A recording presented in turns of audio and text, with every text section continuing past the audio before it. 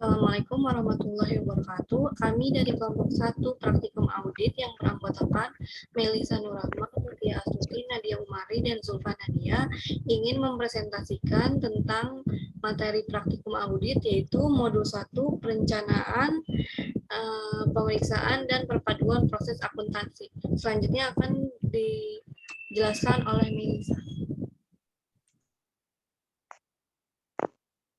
Instruksi yang pertama, data yang terkait dengan pemeriksaan. A. Pelajarilah bagian 1, instruksi persiapan. Bagian 2, berkas permanen. Dan bagian 4, kertas kerja tahun lalu. Yang B, isilah kolom per klien 31 Desember 2018 pada kertas kerja neraca A2.1, A2.2, dan kertas kerja laba rugi A3.1 dan A3.2. Berdasarkan data yang diberikan oleh klien dan kertas kerja tahun lalu. Yang C, untuk kolom pare, propose adjustment, reclassification, and price akan diisi setelah Anda menyelesaikan pemeriksaan pada modul berikutnya. Yang kedua, prosedur analitis. Dewan Standar Audit, Auditing Standard Board, ASB, menyimpulkan bahwa prosedur analitis sangat penting sehingga disyaratkan dalam setiap pemeriksaan. Hal ini dapat dilakukan pada saat awal pemeriksaan dan saat penyelesaian pemeriksaan. Pada awal pemeriksaan, bertujuan untuk membantu auditor menetapkan sifat dan luas pelaksanaan audit. Sedangkan pada saat penyelesaian pemeriksaan, hal ini berguna sebagai penelaahan akhir untuk menemukan salah saji atau masalah keuangan yang material dan membantu auditor dalam mengambil pandangan objektif terakhir atas laporan yang telah diaudit. Buatlah kertas kerja prosedur penelaahan analitis neraca atau laporan posisi keuangan ARP 1.1 dan ARP 1.2 dan laporan laba rugi ARP 1.3 berdasarkan data yang diberikan oleh klien dan kerja. Next.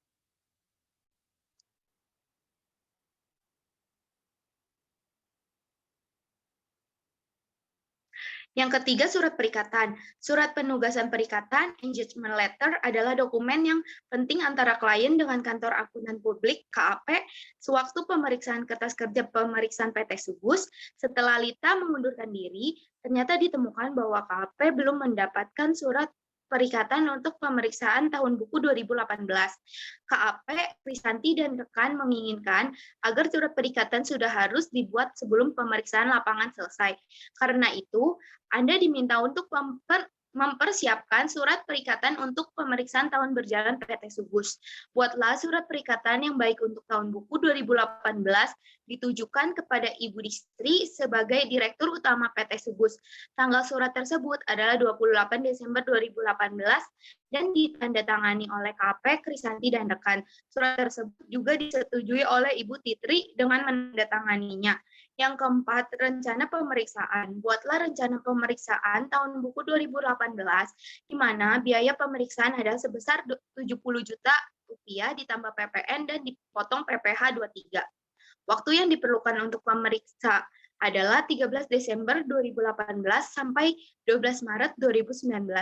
Tim auditor terdiri dari partner yaitu Krisanti, manajer ada di Menjati, supervisor Linda, senior Lita yang digantikan kamu, atau pembaca junior Wijaya. Next.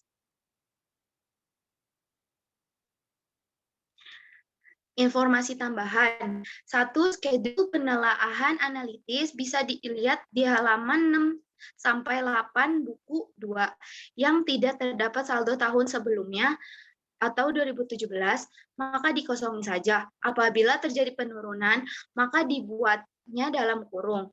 2. Mengenai waktu audit, buku 2 halaman 16 memakai data buku 1 halaman 3. Yang ketiga, contoh pemeriksaan berbagai stok fisik atau kas dimulai 1 Januari 2018 sampai dengan 18 Januari 2019. Pengerjaan boleh menggunakan pensil asal terlihat jelas nominalnya. Yang keempat, pada surat perikatan halaman 9, kantor akuntan publik tertera Krisanti dan rekan dan reknek dengan reknek KP Krisanti, cari di internet dengan nama partner Krisanti dibuat oleh Wijaya tanggal 19 Desember 2018, diperiksa oleh nama sendiri 12 Maret 2019, Yang kelima, untuk WPREF, contoh apabila kewajiban jangka pendek, simbolnya M kecil, maka untuk akun selanjutnya, dalam kelompok kewajiban jangka pendek diberi kode M1, M2, dan seterusnya. Yang keenam, pembulatan untuk persentase naik atau turun bisa dibuat tanpa angka di belakang koma.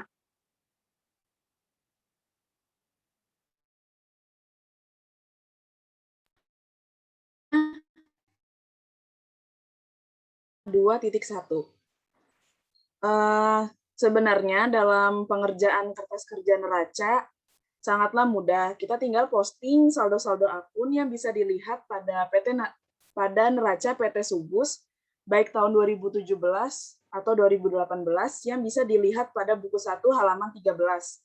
Setelah diposting saldo-saldo akun tersebut, tidak lupa menggunakan tanda tick mark standar. Di sini kita menggunakan footing verified. Artinya, penambahan atau pengurangan secara vertikal yang sebagai contoh penjumlahan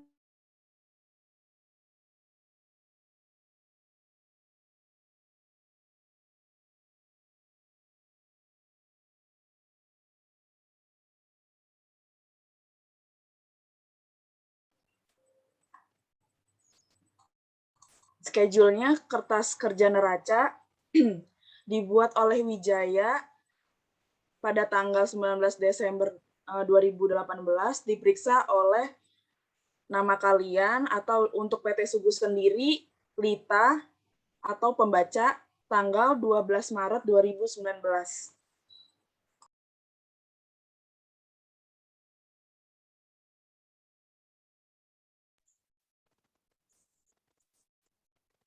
Selanjutnya A2.2 merupakan kertas kerja neraca pada bagian kewajiban dan ekuitas PT Subus.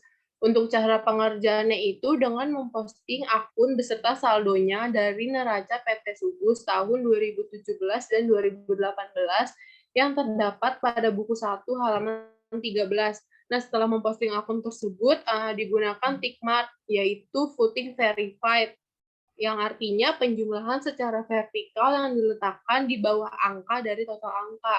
Contohnya itu penjumlahan dari akun pinjaman bank dan cerukan sampai utang sewa pembiayaan jangka pendek. Nah, itu dijumlahkan lalu diberi tick mark footing verified.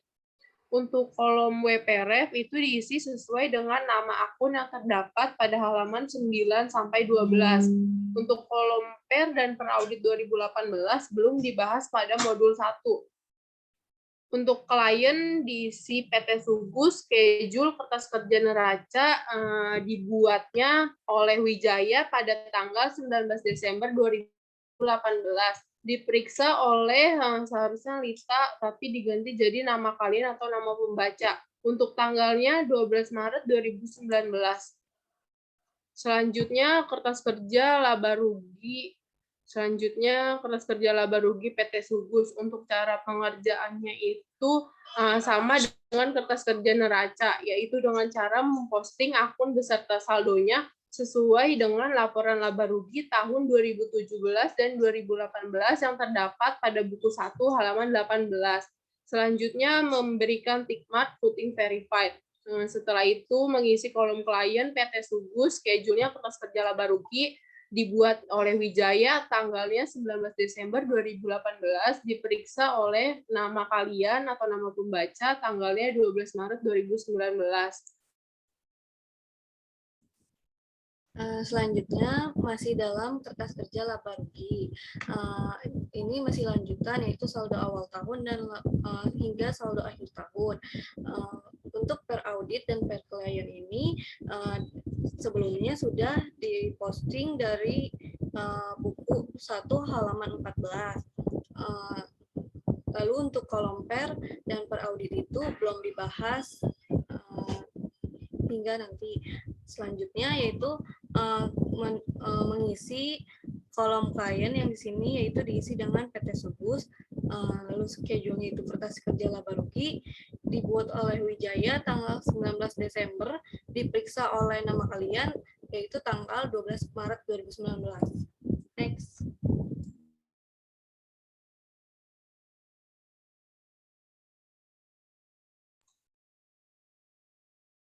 Nah, selanjutnya saya menjelaskan mengenai instruksi kedua, mengenai pembuatan kertas kerja penelaahan analitis neraca. Yang pertama, kita mengisi kolom data per klien tanggal 31 Desember 2018. Untuk mengisi data per klien 31 Desember 2018, kita bisa buka buku 1 halaman 13. Kemudian isi dalam tabel, misalnya kas dan setara kas sebesar Rp47.490.324. Dan begitu pun selanjutnya sesuai dengan buku 1.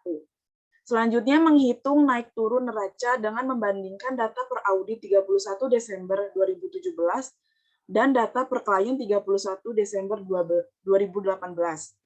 Di sini saya akan mencontohkan untuk kas dan setara kas. Data per klien 31 Desember 2018 dikurang dengan data per audit 31 Desember 2017. Jika hasilnya ada penurunan, maka hasilnya dikurung atau diberi tanda minus. Selanjutnya perhitungan persentase. Untuk semua saldo caranya dengan membandingkan berapa jumlah naik atau turunnya saldo antara tahun 2017 dan 2018 dengan tahun sebelumnya dikali 100%. Misalnya kas dan setara kas. Minus 20.205.026 rupiah dibagi dengan 67.695.350 rupiah dikali 100%, maka dapat minus 30% atau turun. Next.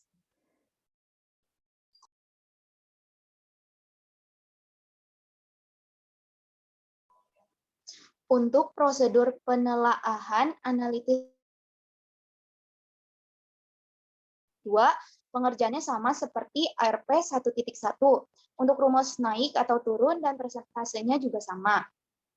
Diambil contoh dari akun utang usaha per audit 31 Desember 2017 saldo sebesar Rp1.068.203.500 per klien 31 Desember 2018 sebesar Rp1.269.116.100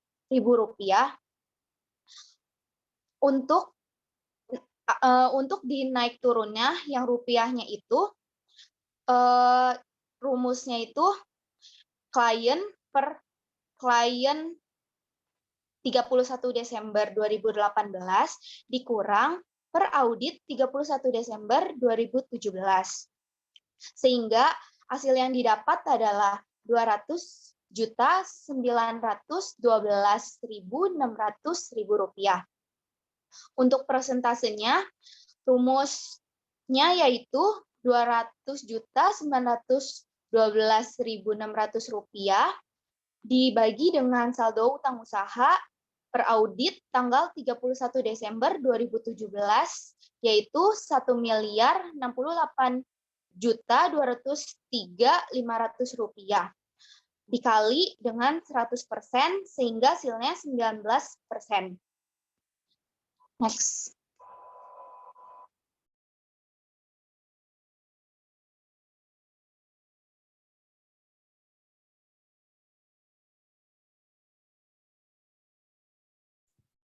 Selanjutnya, kita akan menjelaskan ARP 1.3. ARP 1.3 itu menjelaskan prosedur penelaahan analitis laporan laba rugi. Caranya itu sama seperti pengisian laporan neraca, cukup melihat pada buku 1 halaman 14 dengan menginput saldo akun per audit 2017 dan saldo akun per klien 2018 ini.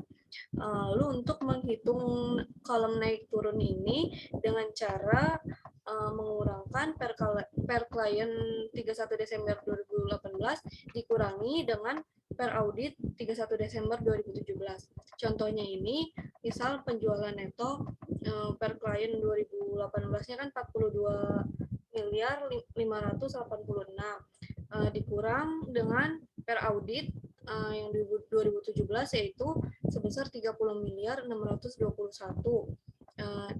dapat hasil sebesar 11.965. Karena positif berarti naik. Lalu untuk menghitung presentasi dari penjualan tersebut dapat dihitung dengan cara rumusnya yaitu jumlah naik turun pada tahun tersebut dibagi dengan jumlah tahun sebelumnya itu tahun 2017. Contohnya itu penjualan naik turun tahun ini kan 11.965 dibagi per audit yaitu 30.621, dapat hasil sebesar dikali 100% dapat 39%. Caranya itu sama hingga ke beban lain-lain neto. Lalu untuk klien PT Subus, schedule-nya itu kertas kerja laba rugi dibuat oleh Wijaya tanggal 19 Desember, diperiksa oleh nama kalian yaitu tanggal 12 Maret 2019 dengan indeks ARK 1.3 dan periode 31 Desember 2018. Next.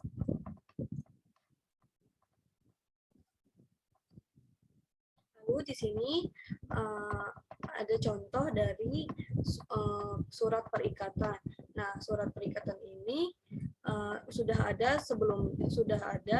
di buku 1 halaman 43. Kita tinggal menuliskan kepada yang terhormat ini, lalu direktur utama dan lain-lainnya. Dengan contoh, dengan hormat sehubung dengan rencana penunjukan akuntan publik untuk memeriksa laporan keuangan dari PT Subus tahun buku 2018, bersama ini kami sampaikan proposal audit untuk mendapatkan persetujuan dan konfirmasi dari Bapak. 1. Kami akan memeriksa laporan keuangan PT Subus untuk tahun buku 2018. Pemeriksaan tersebut akan kami lakukan sesuai dengan standar profesional akuntan publik dan mencakup evaluasi terhadap pengendalian internal, tes terhadap catatan pembukuan beserta bukti pendukungnya dan prosedur audit lainnya yang kami pandang perlu, seperti observasi atas stok outname, konfirmasi utang piutang, pemeriksaan notulen rapat, dan kontrak-kontrak lainnya. Tujuan pemeriksaan tersebut adalah untuk dapat memberikan pendapat mengenai laporan keuangan yang telah disusun oleh manajemen. Pemeriksaan kami bukan ditunjukkan untuk mencari adanya kecurangan-kecurangan, tapi seandainya kami menemukan hal-hal tersebut atau hal-hal yang memerlukan perhatian khusus manajemen, kami akan memberitahukan kepada manajemen. Next.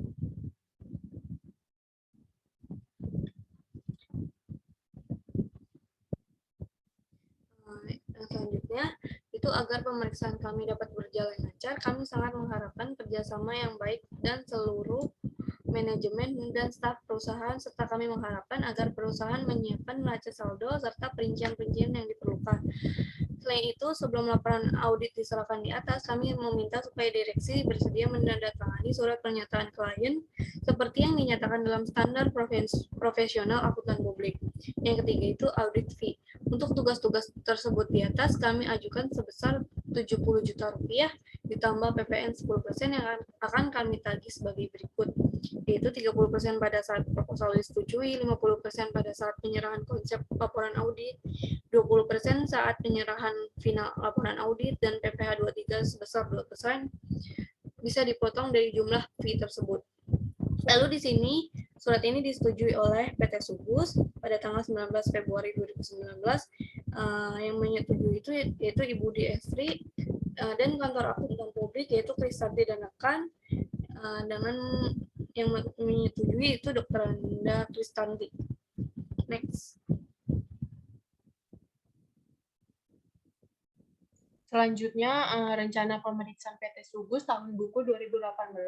Yang pertama ada informasi umum. Ini berisikan tentang sejarah dan latar belakang perusahaan. Terus ada seperti akta notaris, tanggal pendirian, kemudian ada maksud dan tujuan perusahaan, dan alamat perusahaan. Untuk susunan pengurus, presiden komisaris yaitu Bapak Emil atau PT SWAT, komisaris-komisaris Ibu Tati atau PT Tape, terus dan Ibu Melinda. Direktur utamanya itu Ibu Diestri. Selanjutnya Yang ketiga ada ekuitas atau modal. Modal dasar yang dimiliki perusahaan berjumlah 2.220.000.000 yang terbagi atas 1.000 lembar saham biasa dengan nominal sebesar 2.220.000.000 per saham. Selanjutnya yang keempat ada kebijakan akuntansi. Yang A, penyajian laporan keuangan. Laporan keuangan disusun berdasarkan konsep harga perolehan. Laporan arus kas disusun berdasarkan metode langsung. Yang B, piutang usaha. Perusahaan tidak membuat penyisihan piutang tak tertagih, tetapi langsung membebankan ke akun laba rugi piutang yang benar-benar tak tertagih. Yang C, persediaan. Persediaan dibukukan berdasarkan harga perolehan. Penilaian persediaan akhir berdasarkan metode FIFO atau first in, first out, masuk pertama, keluar pertama. Yang D, penyertaan dalam bentuk saham. Penyertaan dalam bentuk saham yang mencapai kurang dari 20% dibukukan berdasarkan metode biaya, sedangkan penyertaan dalam bentuk saham yang mencapai 20% atau lebih dibukukan dengan metode ekuitas. Yang E, aktiva tetap. Aktiva tetap dinilai berdasarkan harga perolehan dan penyusutannya dihitung dengan metode garis lurus berdasarkan tafsiran masa manfaat ekonomis aset tetap. Untuk taksiran umur ekonomis aktiva tetap adalah sebagai berikut. Bangunan dan prasarana 20 tahun, mesin dan peralatan 10 tahun, kendaraan bermotor 5 tahun, peralatan kantor 5 tahun. Yang F, pengakuan pendapatan. Pendapatan dari penjualan diakui pada saat dilakukan penyerahan barang kepada modal.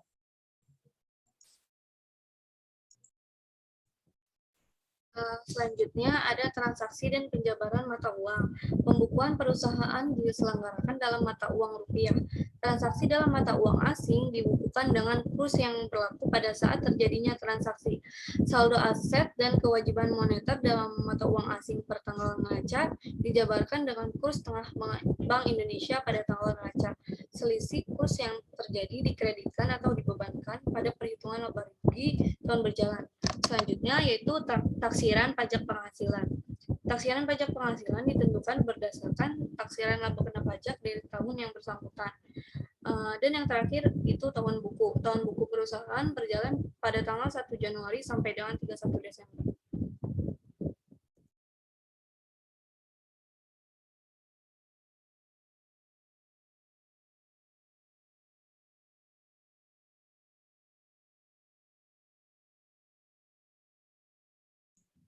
Next.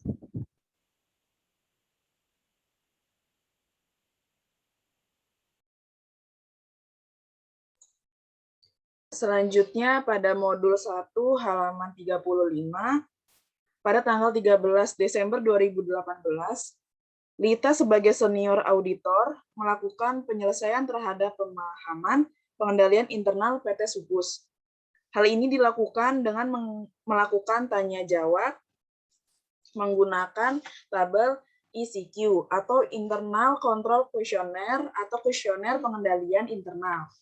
Tabel ECQ yang memberikan berbagai pertanyaan mengenai pengorganisasian dan pengelolaan perusahaan oleh pihak manajemen terdapat 3 pilihan jawaban, yakni ya atau ya, y, tidak atau t, serta tidak relevan atau TR atas pemeriksaan yang dilakukan. Mulai dari nomor 1 sampai dengan nomor 3 terdapat pertanyaan mengenai bagian organisasi, pembagian tugas atau job description, serta kejelasan mengenai pembagian tugas, wewenang, dan tanggung jawab. Saudari Lita telah memberikan jawaban ya terhadap pertanyaan nomor 1 sampai dengan nomor 3. Itu artinya PT Subus telah memiliki pengorganisasian yang baik dalam menjalankan operasionalnya. Dikarenakan tiap-tiap individu serta bagian dalam perusahaan telah memiliki kejelasan mengenai apa yang harus dilakukan serta pertanggungjawaban yang harus diberikan. Kemudian pada nomor 4 ditanyakan mengenai keberadaan auditor internal di dalam PT Subus. Jawaban yang diberikan Saudari Lita adalah tidak terdapat auditor internal di dalam PT Subus. Dengan demikian pertanyaan subbab nomor 4 mulai dari 4.1 sampai dengan 4.5 dinyatakan tidak relevan untuk ditanyakan karena ketiadaan auditor internal di dalam PT Subus. Pada nomor 5 ditanyakan mengenai fungsi akuntansi yang terlepas dari fungsi pembelian, penjualan, produksi, pemberian kredit, penerimaan uang, pemberian uang, pengeluaran uang, serta penyimpanan barang. Jawaban yang diberikan oleh Saudari Lita adalah ya. Untuk semua sub pertanyaan nomor 5. Hal tersebut menunjukkan bahwasanya fungsi akuntansi memiliki independensi di dalam perusahaan, sehingga bagian akuntansi memiliki fungsi akuntansi tersebut menyimpan rangkap dokumen dari setiap transaksi, sehingga pertanggungjawaban di dalam pengelolaan uang perusahaan bisa dilakukan dengan baik. Pada pertanyaan nomor 6, 7, dan 8 ditanyakan perihal karyawan yang memiliki hubungan istimewa. Dalam hal ini, apakah ada keterlibatan keluarga ataupun sanak saudara di dalam kepegawaian di perusahaan Saudari Lita? Di perusahaan Saudari Lita memberikan jawaban tidak pada pertanyaan nomor 6, yang menanyakan perihal uang jaminan dalam penyimpanan uang dan surat berharga oleh bukan pemilik ataupun persero. Saudari Lita juga memberikan jawaban ya pada nomor 7 yang menanyakan apakah kemungkinan terjadinya kolusi antara karyawan yang merupakan sanak saudara yang dapat dicegah oleh perusahaan. Sedangkan pada nomor 8, Saudari Lita memberikan jawaban ya pada pertanyaan hak cuti pada karyawan yang menyimpan uang dan barang milik perusahaan dan apakah hal tersebut juga telah dijalankan secara rutin. Pada nomor 9 ditanyakan fungsi pembukuan yang dilakukan bergilir secara periodik. Saudari Lita memberikan jawaban tidak, yang artinya fungsi pembukuan tidak dilakukan bergilir secara periodik.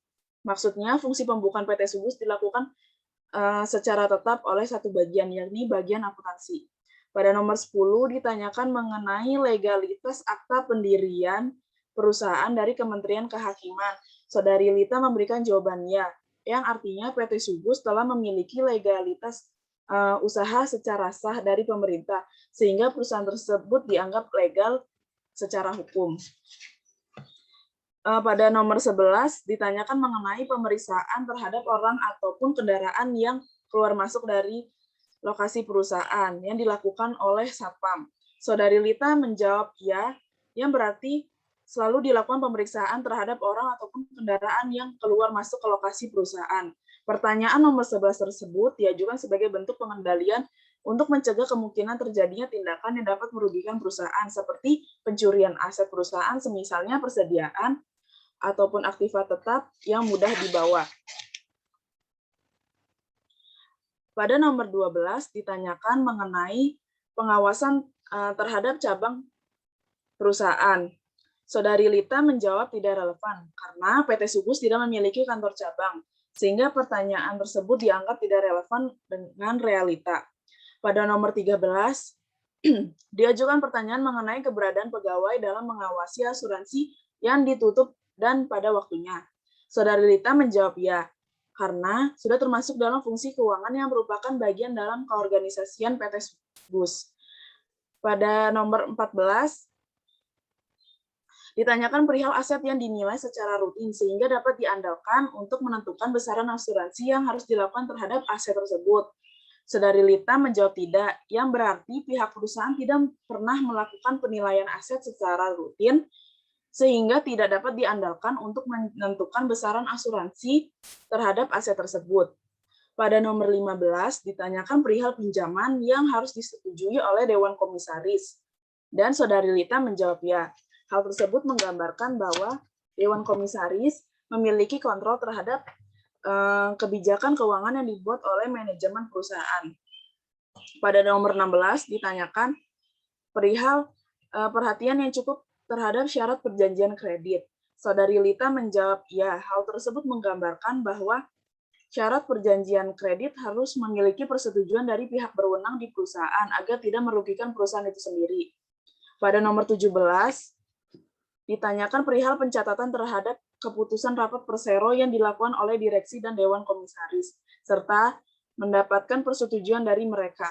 Saudari Lita menjawab ya, berarti bahwasannya baik direksi maupun Dewan Komisaris selalu mencatat semua keputusan rapat persero yang baik dan disetujui oleh mereka agar dapat dijadikan bahan pertimbangan di lain waktu.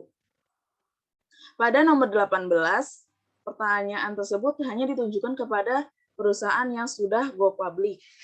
Next.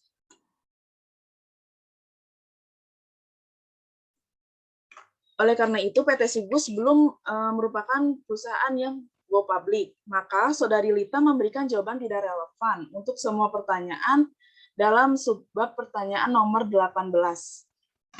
Sekian dari kelompok kami. Kurang lebihnya mohon maaf. Wassalamualaikum warahmatullahi wabarakatuh.